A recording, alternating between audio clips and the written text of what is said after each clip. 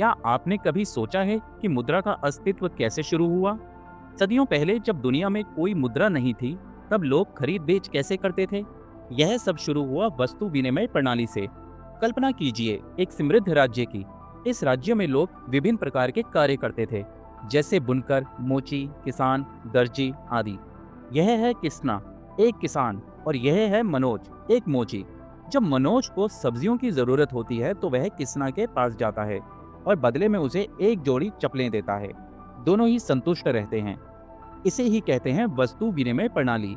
एक ऐसी व्यवस्था जिसमें कोई व्यक्ति अपनी बनाई गई वस्तु या सेवा को किसी अन्य व्यक्ति की वस्तु या सेवा के साथ सीधे बदल सकता है।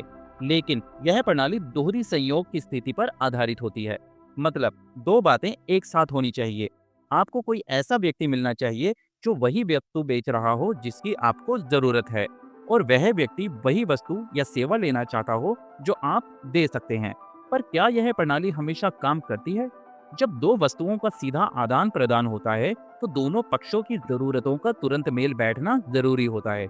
अब मनोज को फिर से सब्जियों की जरूरत है और वह किसना के पास जाता है, लेकिन किसना को अब चप्पलों की जरूरत नहीं है, इसीलिए कोई विनिमय नहीं हो पाता।